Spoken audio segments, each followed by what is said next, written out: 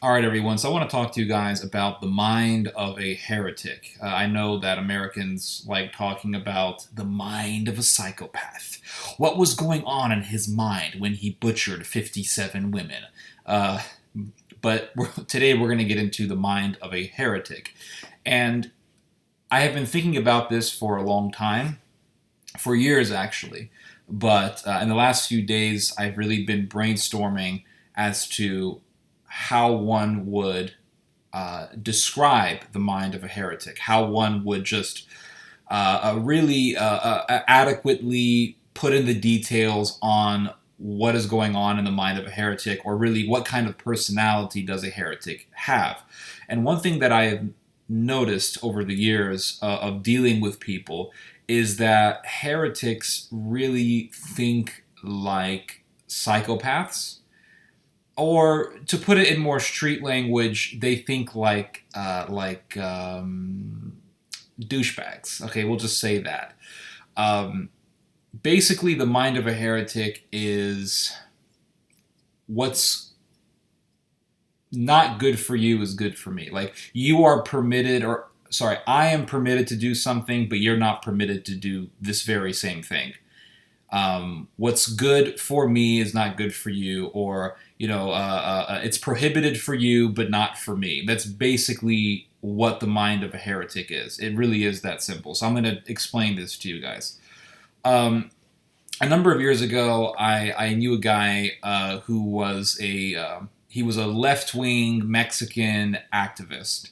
He described himself as an anarchist. But nonetheless, he was quite well connected in alternative media circles in Mexico, and he knew a lot of people who were involved in citizen militia groups who were fighting against narcos, who were fighting against cartel murderers and butcherers in the state of Michoacan, which is in the southern part of Mexico. And so he was connecting me with these members of this militia network, and I was doing my documentary on Mexico, and so I had interviewed him several times. If you guys have been following me for years, you guys probably have seen the interviews that I have done of Jorge. That's the name of the guy. He was very educated. He was an intelligent guy, politically savvy. He knew a lot about the politics of Mexico. But nonetheless, he was an anarchist, and he had some very strong convictions in the philosophy of anarchism. And he always told me that he wanted a society without government. And he believed that at the source of all the problems of Mexico was government. That was the source of all of Mexico's problems. It was government. And if we could just get rid of government, then we could have a happier life. And him and I would argue quite a few times over this issue.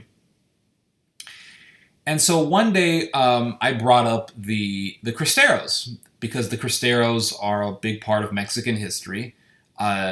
Basically, the Mexican government in the 1930s wanted to destroy the Catholic Church completely and replace it with a new church. The dictator of Mexico at the time was Plutarco Elias Calles, and he wanted to outlaw Catholicism and then replace it with a state-accepted church. And this state-accepted church had its own priests and it had its own bishops, and it was basically a mouthpiece for the government with religious garb. And of course, they were Catholic men and women with zeal who resisted this tyranny and this violation of religious liberty. And so there was a war that lasted for years. It was called the Cristero War. A lot of people died. It was a civil war. And it was concentrated mainly, I want to say, in the state of Jalisco, although there was a lot of hotbeds and concentrations of fighting in other regions of Mexico, like Michoacan. And the government wanted to destroy Catholicism. Not destroy religion, because the government wanted to create its own religion, and it wanted to have its own civic religion. It did not outlaw Protestantism. In fact, Plutarco Elias Calles was supported by American Methodists. He was also supported by the Ku Klux Klan, which was a racist Protestant organization. and he was also supported by Margaret Sanger, who wasn't. Margaret Sanger, I don't believe she was an atheist. I believe she was an Episcopalian, so she was Protestant, and she hated the Catholic Church.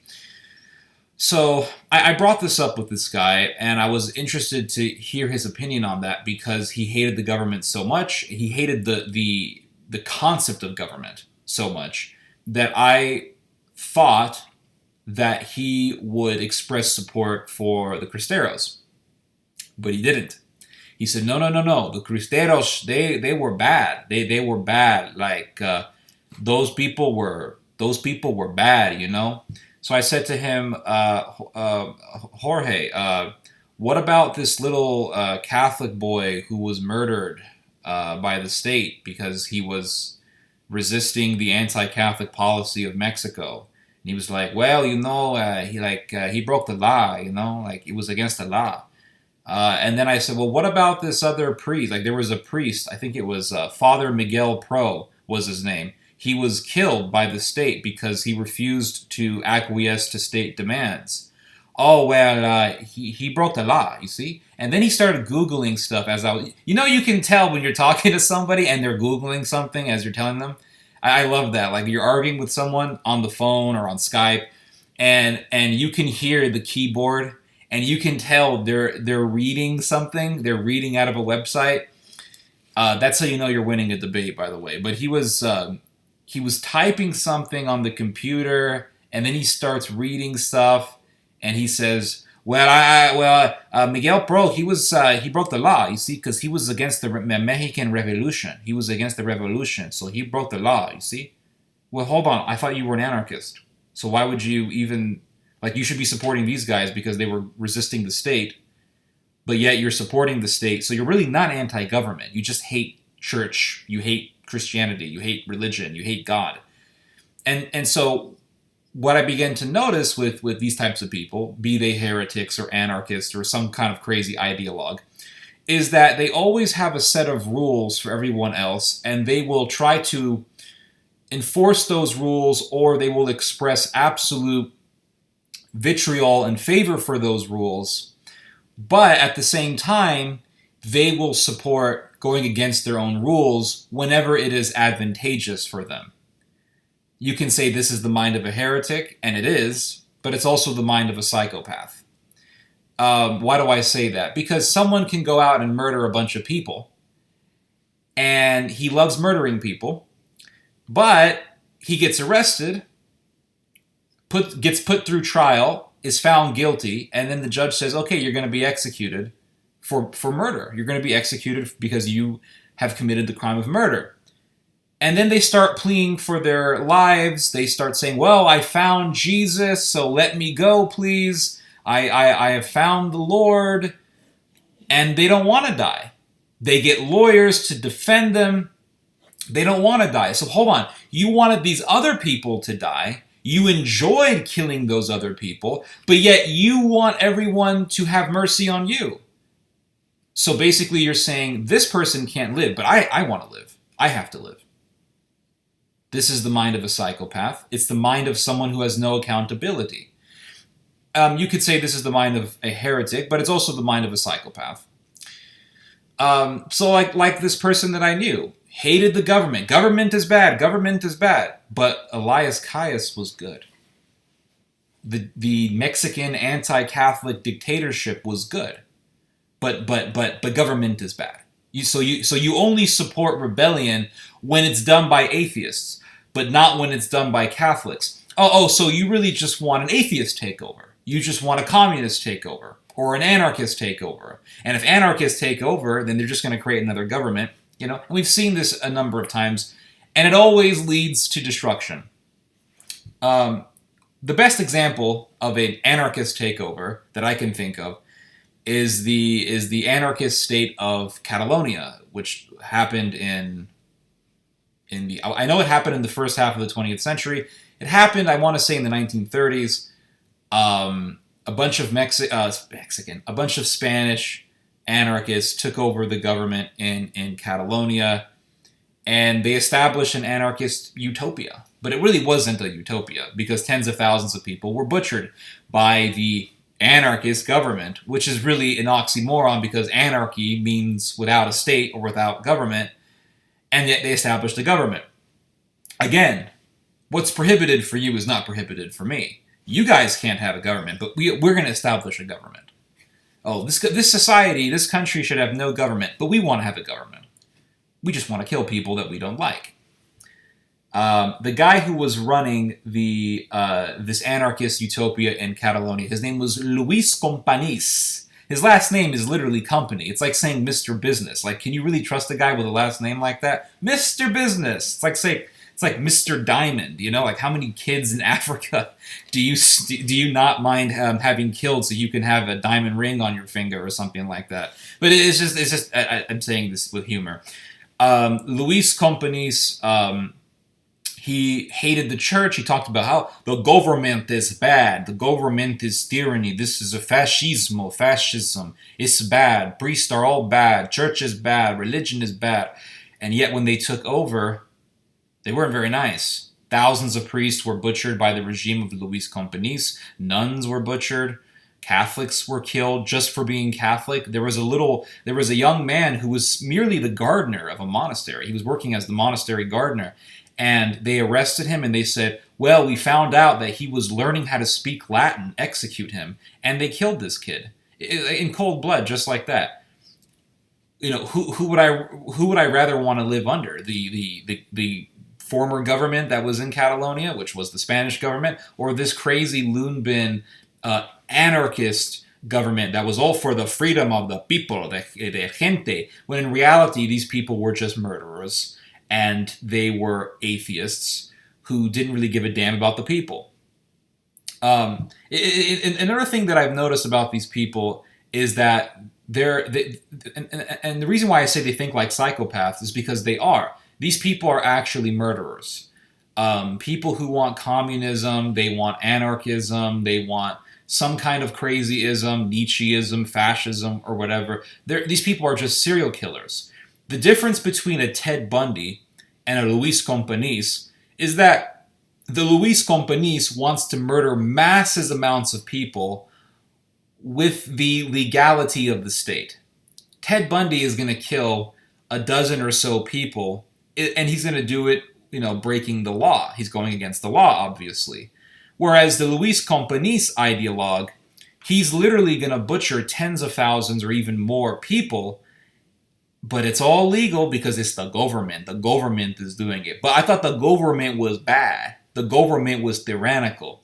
This is why I do not support anti-elitist type rhetoric. I know it can be true. I know, listen, no one's a liar all the time. Okay, in fact, the best liars are those who can give you half a truth with half a lie. And a really dangerous liar is the guy who can give you 3/4 a truth, but the other fourth is a lie, or 2/3 of a truth and the other third is a lie. Those are the really dangerous people because they sound so convincing and they sound so honest, but they're not.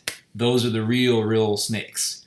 But these people are murderers and they don't mind killing people. It's why I don't really care for any sort of this modern day political activism where you have a bunch of people who are like, we're fighting against the elites. It's the elites that are bad, blah, blah, blah. And it's like, but you guys just want to be the elite. I mean, that's how I see it. And I think my perspective is a more, in comparison to the lunatics that I see on the internet who are like, oh, this guy is a saint because he says mass immigration is bad or something. I think my perspective is pretty sound. Like the people who say, the elites are bad, the elites are this, and they're just obsessed over that. But then at the same time, they don't mind supporting some population control organization like Numbers USA or something, or Californians. What was it? Californians for Population Stabilization. I think that's actually an organization. I'm pretty sure it is. But it's like, oh yeah, but we're against the elites, but yet they'll support American Renaissance or something, which is the most elitist organization that you could read of, or one of the most elitist organizations at least. A great example of this is Bannon. You know, Bannon's all about the elites and the elites that and the elites this, and Trump was all about, you know, for being for the people and the American people and, you know, making America great. Oh, we're going to build the wall and Mexico is going to pay for it. And then it's like, well, if the, you know, if the Democrat, because then they came out and they said, well, if the Democrats aren't going to allow us to build this wall, then we're going to do it ourselves. Remember, there was that sort of charity thing that was going on where people were donating tons of money, millions of dollars, to build this wall because the Democrats aren't going to build it. And then Bannon was on a yacht. He was in a yacht with some Chinese propagandist, and he was arrested by the police while he was on the yacht. Remember that? It was like a scene from Rush Hour. And Trump pardons him. Trump pardons him. So you could argue and say, well, Ted, you don't really know if Bannon stole the money, and because the reason why they arrested Bannon was because there were charges on him of theft. Because prosecutors were saying that Bannon pocketed money, the money that was donated to build this wall, Bannon was pocketing it. And if that's true, then it really does prove my point about these people. They don't give a damn about you. Oh, we're going to build the wall ourselves to defend the American people against the evil hordes of Guatemalans. And you're pocketing the money for yourself. Is it about the American people or is it about your own power? And Trump pardons them. You could say, well, Ted, you don't really know if Bannon stole the money. Okay, fine. I don't know 100%, right? Because why? Because there was never a trial. Why was there never a trial? Because Trump pardoned him. And it's crazy that Trump pardoned this guy. Here's why. Because if I'm this guy who really, really wants to defend America from the evil horde of Guatemalans and Nicaraguans and Mexicans, and I'm going to build this wall, right? Because the American people need protection. And then I find out that someone who was close to me politically, someone who I hired to help me in an election, was pocketing the money. I would want an investigation. Wouldn't you want an investigation? Like, if you really cared about this stuff, if you really, really cared about the American people and all this stuff, and you find out, well, this guy was arrested because he was pocketing money from donors who believe in the cause of Trump, wouldn't you want an investigation? So the fact that Trump prevented the investigation by pardoning this guy tells me that what I'm telling you is the truth. It's an accurate perspective. These people don't give a damn about you. Now let's get more into heretics. So heretics are very anti-clerical. You know, they'll talk about, oh, the church is corrupt and the church needs to do this and the church needs to do that and all this. A great example of this is from the Middle Ages. It was a group called the Fraticelli.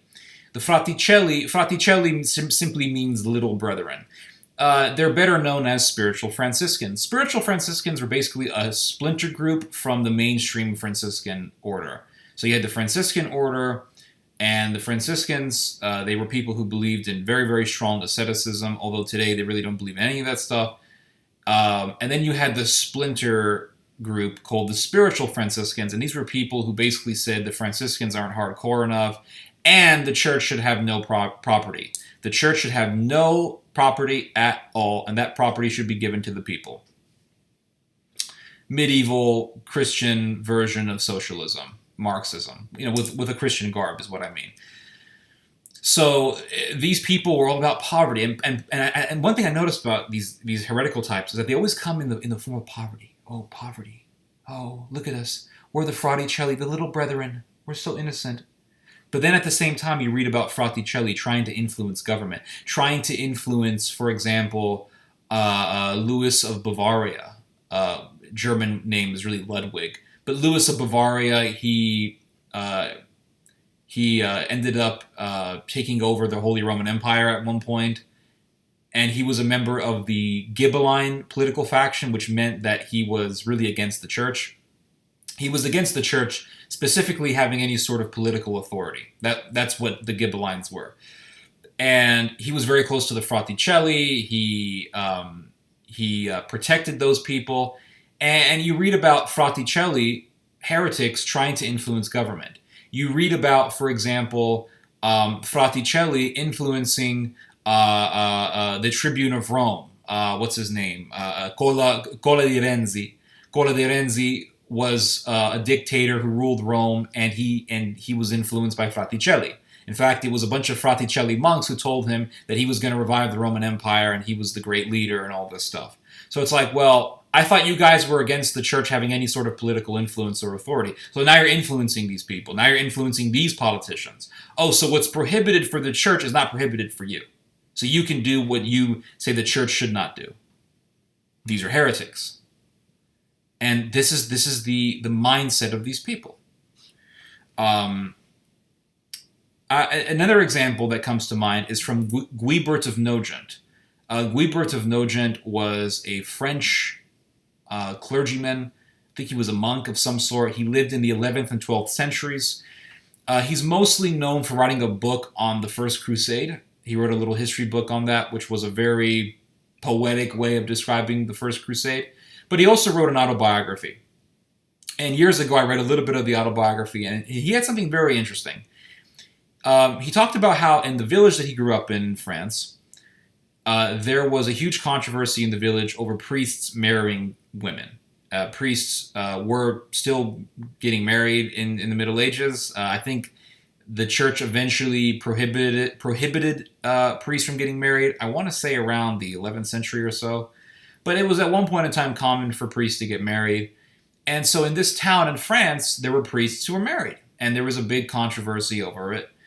And Guibert of Nogent recounts on how his father's nephew would stand in the village outside screaming and yelling about how outraged he was about, hearing priests getting married, hearing about priests getting married, and how priests should never be married, and how this is a scandal to the church, and it's a scandal to the Catholic faith. And Guibert of Nogent says something very interesting.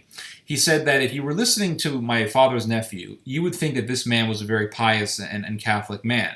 When the reality was that Guibert of Nogent's father's nephew had different hoes and different area codes because he was banging multiple women at the same time, multiple girlfriends, and he was described as living a life of debauchery by Guibert of Nogent. So while he was condemning priests who were married, right? These priests were married. They had they were monogamous. They were priests, but they were married. I personally, I'm not really bothered by this. And this guy is, the church is a scandal. This is a scandal to the church. But at the same time, he's, banging a bunch of women. And yes, even in the Middle Ages, these things happened, okay? Human beings have never really changed. And it's like, well, what's prohibited for other people is not prohibited for you. So this is an example of psychos. This is how they think. The French Revolution was all about freedom and liberty, but yet they massacred hundreds of thousands of people and didn't want certain people to have liberty. This is just the reality of it. We can get into, different heretical groups. Martin Luther. Oh, the church is so bad. The church is so evil. Look, the church had all this power over different governments, and these German states need to overthrow the Catholic influence over them, and blah, blah, blah. But then at the same time, you hear about Martin Luther telling a political official to butcher a bunch of peasants who were rebelling for the Protestant cause. The mind of a psychopath, everyone. Anyway, you guys just heard some theology. God bless.